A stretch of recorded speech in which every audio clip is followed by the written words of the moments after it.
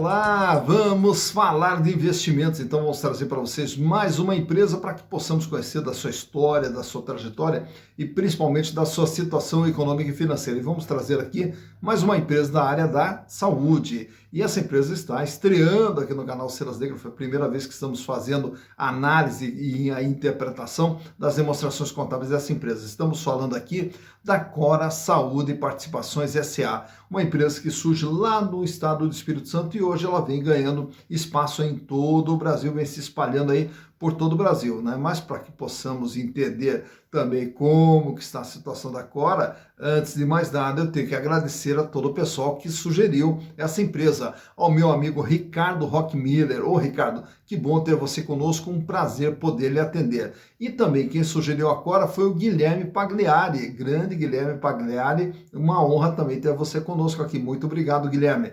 E também o Demian Abate, que é parceiraço aqui do canal também, lá de Barueri, em São Paulo, que sempre está presente junto conosco aqui, a quem eu agradeço também a sugestão. Valeu, muito obrigado a vocês e espero corresponder às suas expectativas. Mas caso vocês queiram outras empresas, também é fácil. Basta entrar aqui, ó, canal Silas Negra, e manda a sua sugestão e aproveita, faça a sua inscrição, dá o like, venha junto conosco, construir e repartir conhecimentos. Falar em conhecimentos, os conhecimentos também estão disponíveis na plataforma Hotmart, no nosso curso de análise e balanço, onde você vai aprender todas as técnicas aqui para fazer todo esse processo de interpretação das demonstrações contábeis. E aqui no vídeo, inclusive na descrição, tem o link de acesso lá à plataforma Hotmart. E de uma forma rápida, fácil, didática, você vai conseguir aprender como que nós fazemos esse processo de análise aqui. Então entra lá na plataforma, estarei esperando vocês também. Mas vamos falar então da Cora Saúde e Participações S.A., que é uma empresa que também tem uma história assim, de empreendedorismo maravilhosa, né? E começa toda essa história em 1996 em Cariacica, lá no Espírito Santo, através de um médico, o Dr. Antônio Alves Benjamin Neto. E aí, naturalmente, o Dr. Antônio Alves Benjamin Neto, trabalhando ali em clínicas, hospitais, aquela situação toda, mas ele tinha a necessidade ali de empreender, de ter alguma coisa dele, né? E aí, já em 1996, junto com mais alguns amigos médicos, eles compram um terreno, né, já preparando para um dia construir o hospital, a clínica deles. E essa construção ela começa no ano de 1998 e no ano de 2001 fica pronto. Então daí eles inauguram a empresa deles, que na época ainda não era a Cora Saúde e Participações, era a Meridional. Então aí eles inauguram o Hospital Meridional Cariacica.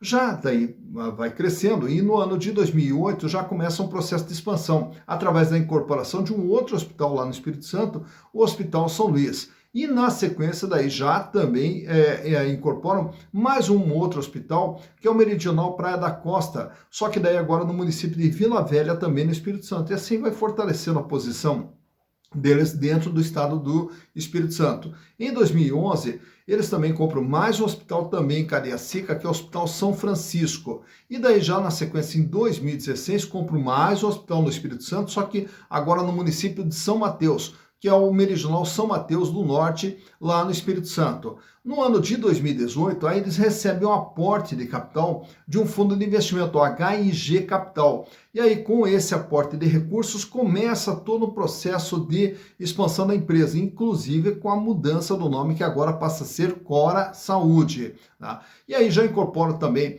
mais um outro hospital no Espírito Santo, que é o Hospital Meridional Serra, e já no ano de 2019 aí vai para fora do Espírito Santo, vai para o Mato Grosso, e lá no Mato Grosso eles adquirem o Hospital São Mateus. E nesse mesmo ano, em 2019, eles incorporam mais um hospital agora na cidade de Vitória, no Espírito Santo, o Hospital Vitória.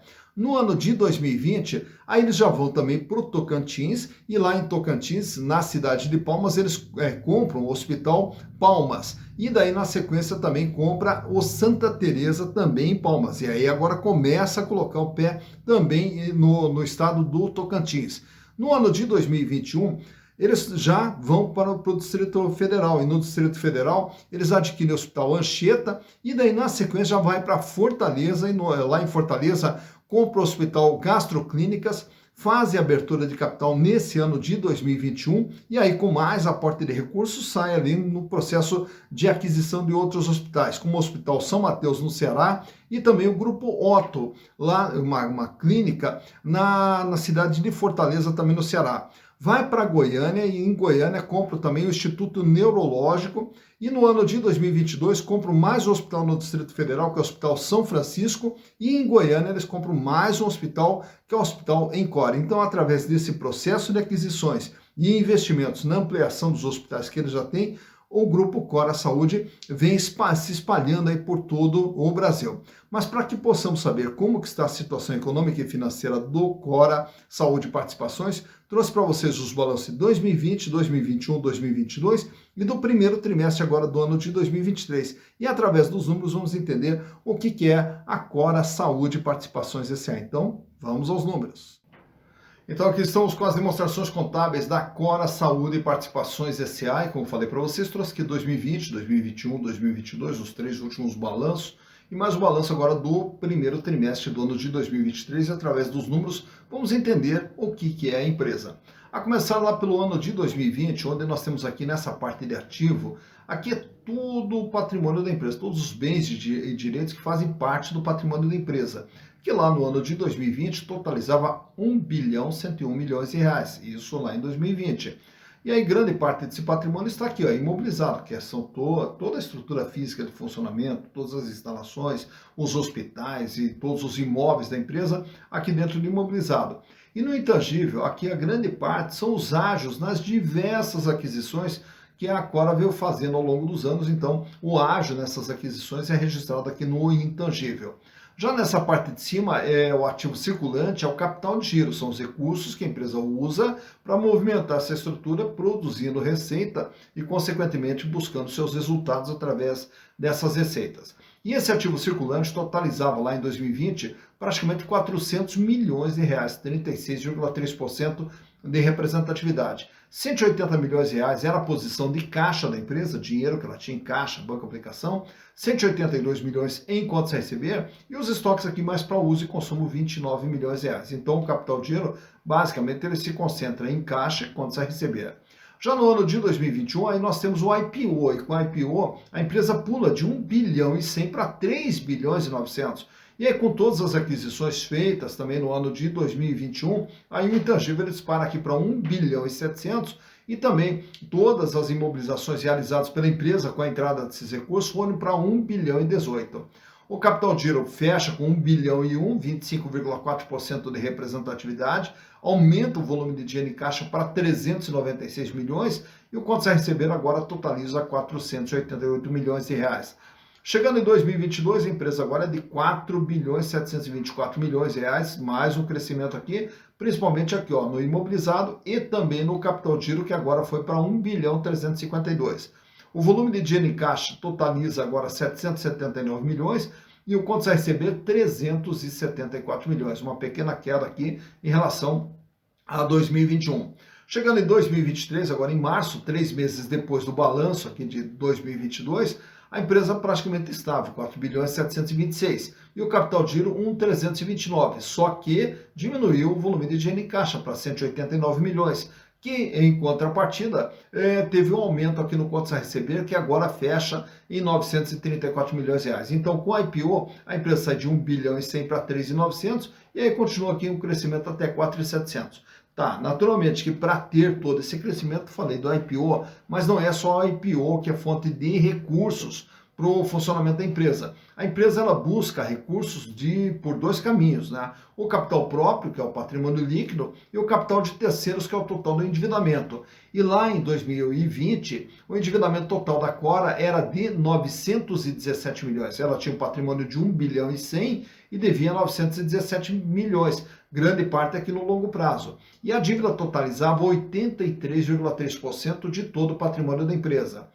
Quando ela faz o IPO em 2021, o PL sai de 184 para 1 bilhão 325.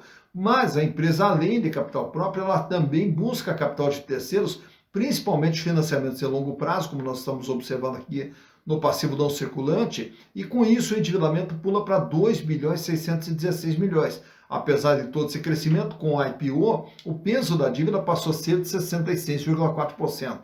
Então, todo esse crescimento de 1 bilhão e 100 para 3.900 entre 2020 e 2021, grande parte é de capital próprio, mas também a empresa continuou buscando capital de terceiros para alavancar o seu crescimento.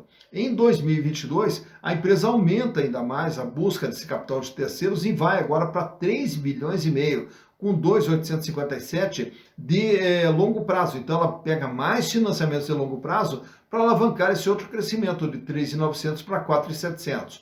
Chegando agora em março de 2023, a empresa tem uma dívida total de 3 bilhões 539 milhões, 74,9% o peso da dívida. Portanto, a dívida que sai com 83 cai para 66 e volta para 74, agora em 74,9%.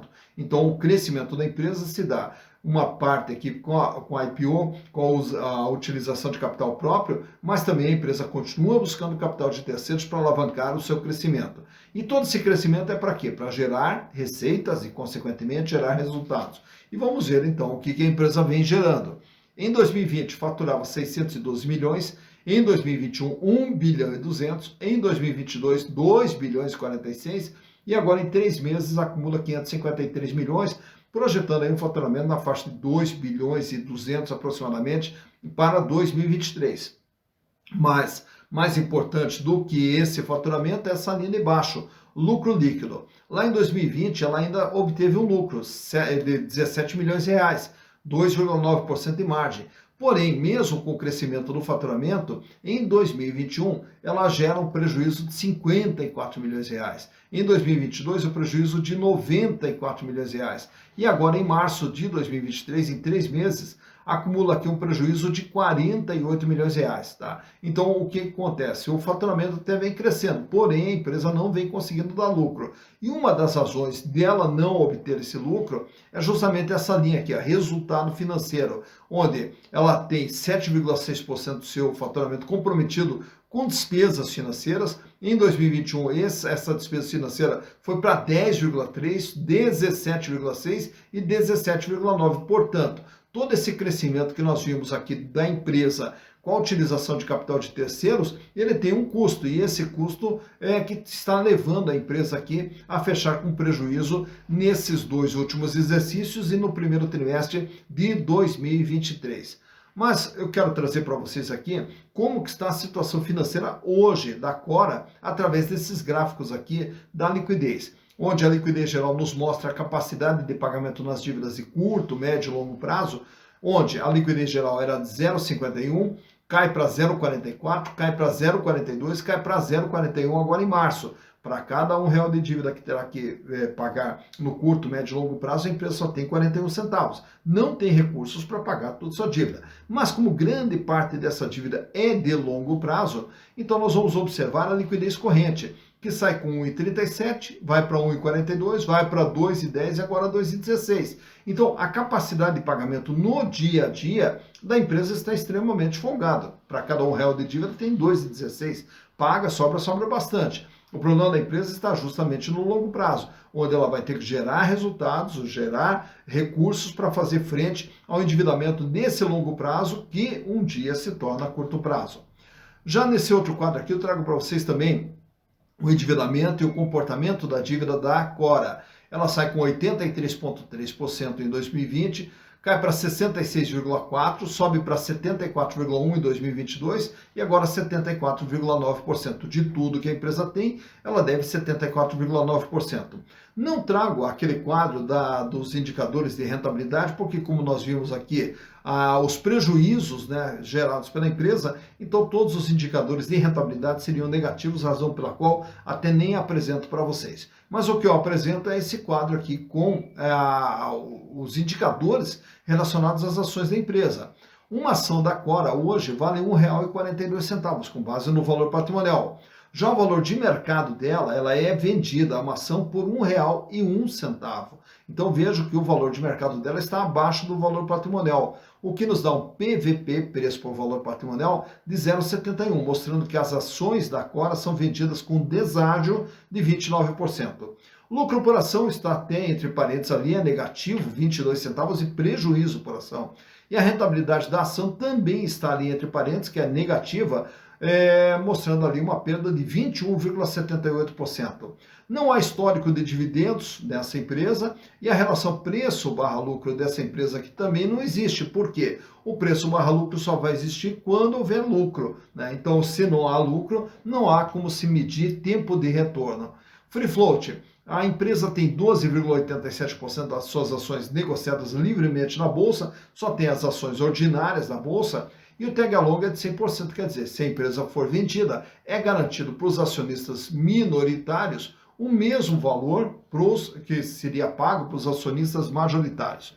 Trago também esse quadro aqui mostrando o comportamento do valor das ações da Cora desde o IPO. O IPO que ocorreu lá no ano de 2021 e quando do IPO as ações eram negociadas a R$8. Então vejo ali que ela larga com 8, só que na sequência ela já começa a cair, né? E aí quando vai chegando em 2022, ela já chega ali valendo a metade, R$4. Entra 2022 e continua ali um processo de queda, até que chega em 2023 ela valendo 78 centavos. Vejam só quanto caiu o valor das ações da Cora nesse período. E desde então ela vem ali numa estabilidade entre 0,80 a R$1 aproximadamente, ela vem girando, né, dentro desse patamar. Então as ações muito mais baratas do que o valor que ela foi lançada no IPO lá no ano de 2021. Então tá aqui, por esse gráfico você vê quando que as ações da Cora tiveram seu maior valor, quando que tiveram seu menor valor e como que vem se comportando o valor das ações da Cora Saúde Participações S.A.